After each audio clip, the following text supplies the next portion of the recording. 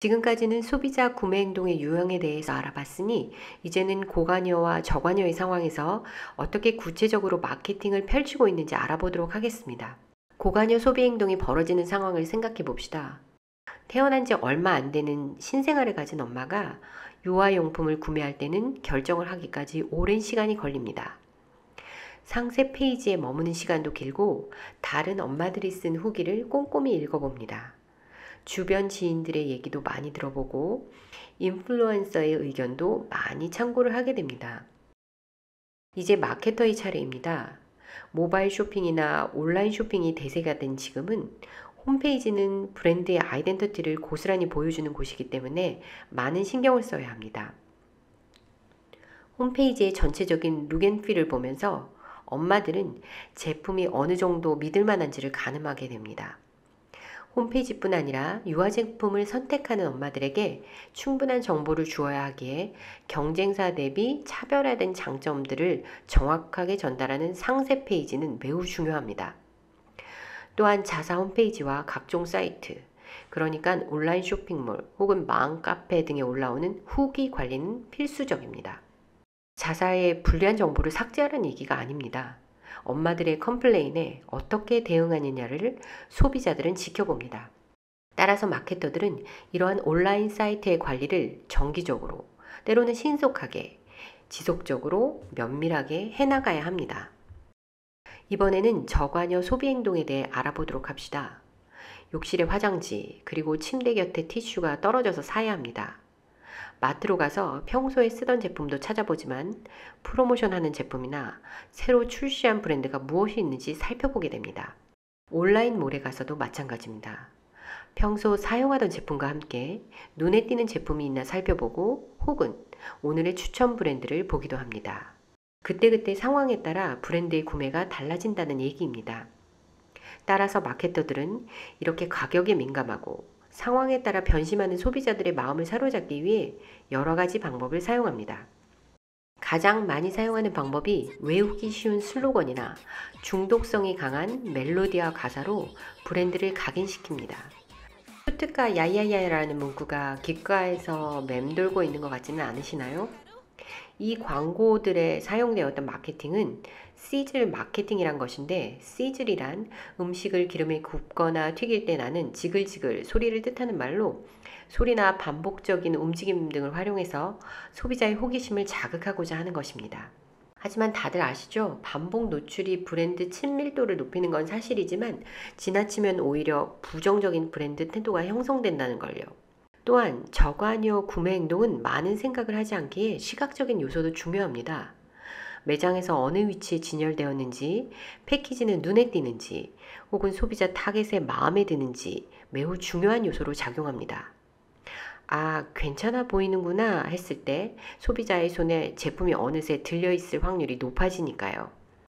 저관여 제품 마케팅을 할 때 소비자의 선택을 받기 위해 하는 방법 중에 하나는 재미있는 광고를 만들거나 혹은 기억에 남을 만한 요소들을 삽입하는 겁니다. 오른손으로 비비고 왼손으로 비비고 이런 문구는 너무나도 유명해서 설명할 필요가 없는 고전 중의 고전이죠. 또한 기억에 남을 만한 요소 중에 하나는 빅 모델들의 활용입니다. 우리나라에서 특히 빅모델 광고가 많은데요. 요즘 마스크 광고들이 좋은 사례입니다. 마스크는 코로나 시대에 있어 모든 사람들이 매일 착용하는 저가의 필수품입니다.